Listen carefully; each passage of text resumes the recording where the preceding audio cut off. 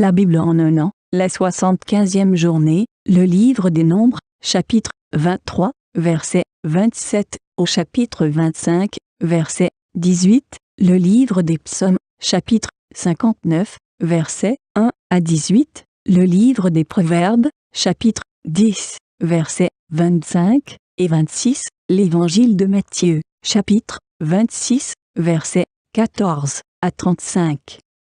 Nombres, chapitre 23. Balak dit à Balaam, « Viens donc, je te mènerai dans un autre lieu. Peut-être Dieu trouvera-t-il bon que de là tu me maudisses ce peuple. » Balak mena Balaam sur le sommet du Péor, en regard du désert. Balaam dit à Balak, « Bâtis-moi ici 7 autels, et prépare-moi ici 7 taureaux et 7 béliers. » Balak fit ce que Balaam avait dit, et il offrit un taureau et un bélier sur chaque autel. Nombres, chapitre 24. Balaam vit que l'Éternel trouvait bon de bénir Israël, et il n'alla point comme les autres fois, à la rencontre des enchantements. Mais il tourna son visage du côté du désert. Balaam leva les yeux, et vit Israël camper selon ses tribus. Alors l'Esprit de Dieu fut sur lui. Balaam prononça son oracle, et dit, « Parole de Balaam, fils de Béor, parole de l'homme qui a l'œil ouvert, parole de celui qui entend les paroles de Dieu, de celui qui voit la vision du Tout-Puissant, de celui qui se prosterne et dont les yeux s'ouvrent.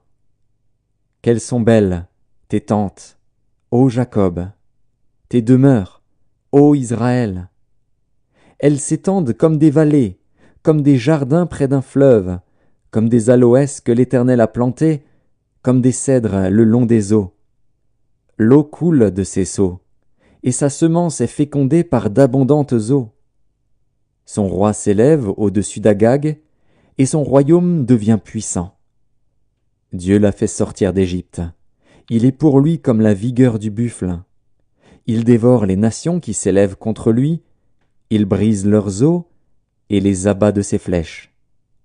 Il ploie les genoux, il se couche comme un lion, comme une lionne. Qui le fera lever? Béni soit quiconque te bénira, et maudit soit quiconque te maudira. La colère de Balak s'enflamma contre Balaam. Il frappa des mains et dit à Balaam, « C'est pour maudire mes ennemis que je t'ai appelé, et voici, tu les as bénis déjà 3 fois. Fuis maintenant, va-t'en chez toi. J'avais dit que je te rendrais des honneurs, mais l'Éternel t'empêche de les recevoir. » Balaam répondit à Balak, « Eh, n'ai-je pas dit au messager que tu m'as envoyé? Quand Balak me donnerait sa maison pleine d'argent et d'or, je ne pourrais faire de moi-même ni bien ni mal contre l'ordre de l'Éternel. Je répéterai ce que dira l'Éternel. Et maintenant voici, je m'en vais vers mon peuple. Viens, je t'annoncerai ce que ce peuple fera à ton peuple dans la suite des temps. » Balaam prononça son oracle et dit, « Parole de Balaam, fils de Béor, parole de l'homme qui a l'œil ouvert, parole de celui qui entend les paroles de Dieu, de celui qui connaît les desseins du Très-Haut, de celui qui voit la vision du Tout-Puissant, de celui qui se prosterne et dont les yeux s'ouvrent. Je le vois, mais non maintenant. Je le contemple, mais non de près. Un astre sort de Jacob, un sceptre s'élève d'Israël. Il perce les flancs de Moab, et il abat tous les enfants de Seth. Il se rend maître d'Édom, il se rend maître de Séhir, ses ennemis.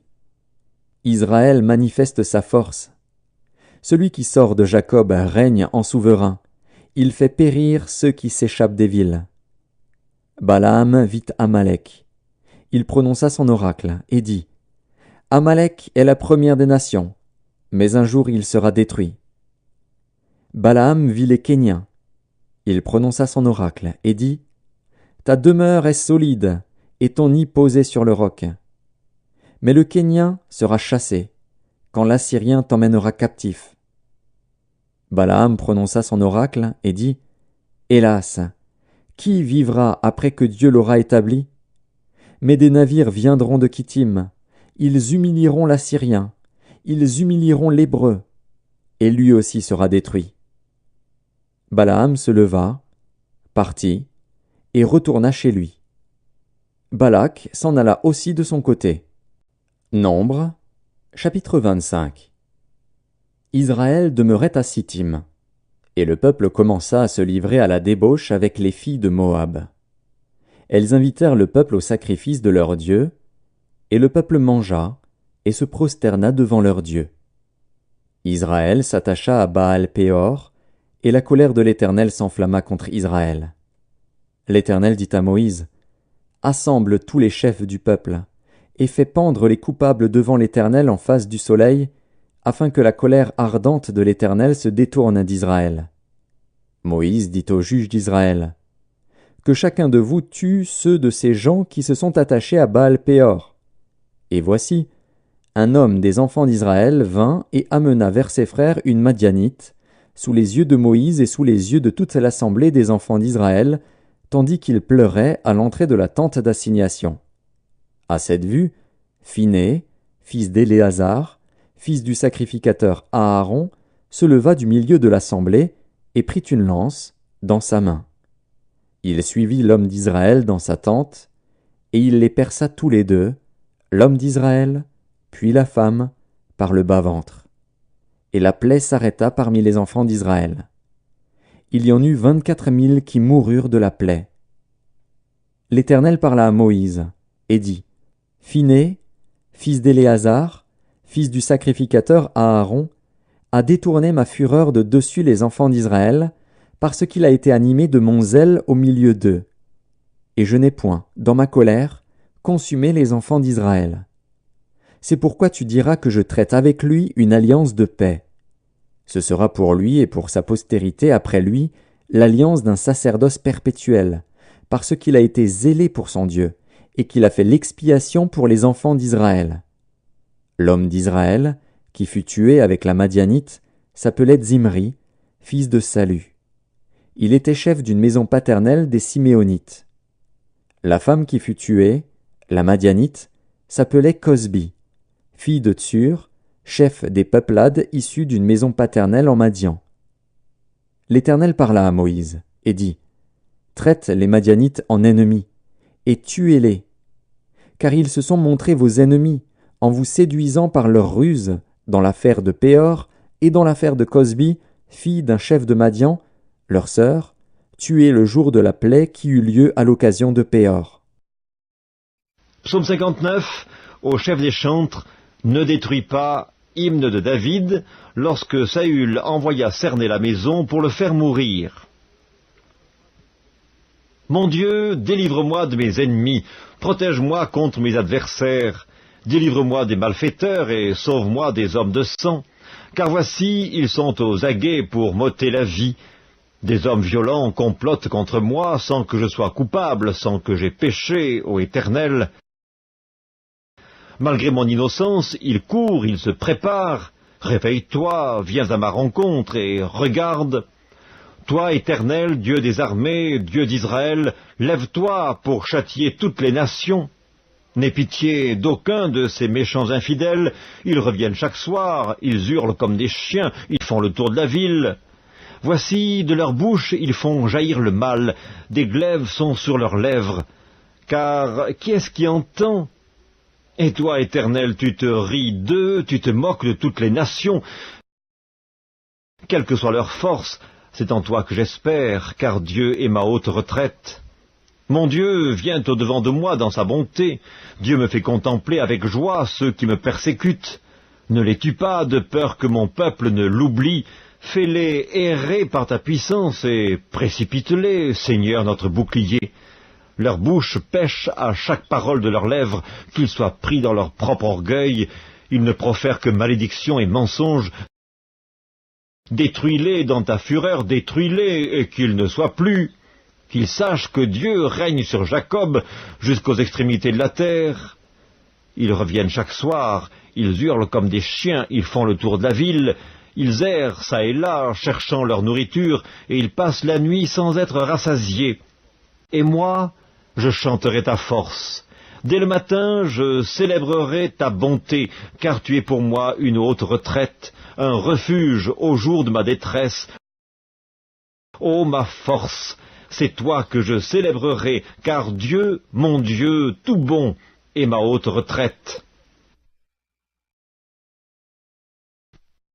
Livre des Proverbes, chapitre 10. Comme passe le tourbillon, ainsi disparaît le méchant, mais le juste a des fondements éternels. Ce que le vinaigre est aux dents et la fumée aux yeux, tel est le paresseux pour celui qui l'envoie. Matthieu, chapitre 26. Alors, l'un des 12, appelé Judas Iscario, alla vers les principaux sacrificateurs et dit : « Que voulez-vous me donner ? Et je vous livrerai. » Et ils lui payèrent 30 pièces d'argent. Depuis ce moment, il cherchait une occasion favorable pour livrer Jésus. Le premier jour des pains sans levain, les disciples s'adressèrent à Jésus pour lui dire : « Où veux-tu que nous te préparions le repas de la Pâque ? » Il répondit : « Allez à la ville, chez un tel, et vous lui direz : le maître dit : mon temps est proche. Je ferai chez toi la Pâque avec mes disciples. » Les disciples firent ce que Jésus leur avait ordonné, et ils préparèrent la Pâque. Le soir étant venu, il se mit à table avec les 12.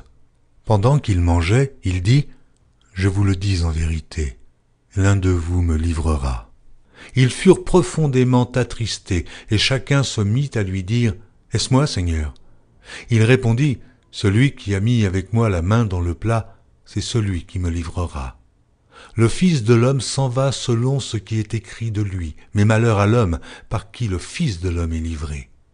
Mieux vaudrait pour cet homme qu'il ne fût pas né. » Judas, qui le livrait, prit la parole et dit : « Est-ce moi, Rabbi ? » Jésus lui répondit : « Tu l'as dit. » Pendant qu'il mangeait, Jésus prit du pain et, après avoir rendu grâce, il le rompit et le donna aux disciples en disant : « Prenez, mangez, ceci est mon corps. » Il prit ensuite une coupe et, après avoir rendu grâce, il leur donna en disant : « Buvez-en tous, car ceci est mon sang, le sang de l'alliance qui est répandu pour plusieurs, pour la rémission des péchés. Je vous le dis, je ne boirai plus désormais de ce fruit de la vigne jusqu'au jour où j'en boirai de nouveau avec vous dans le royaume de mon Père. » Après avoir chanté les cantiques, ils se rendirent à la montagne des Oliviers. Alors Jésus leur dit : « Je serai pour vous tous cette nuit une occasion de chute, car il est écrit : je frapperai le berger, et les brebis du troupeau seront dispersées. Mais, après que je serai ressuscité, je vous précéderai en Galilée. » Pierre, prenant la parole, lui dit : « Quand tu serais pour tous une occasion de chute, tu ne le seras jamais pour moi. » Jésus lui dit : « Je te le dis en vérité, cette nuit même, avant que le coq chante, tu me renieras 3 fois. » Pierre lui répondit : « Quand il me faudrait mourir avec toi, je ne te renierai pas. » Et tous les disciples lui dirent la même chose.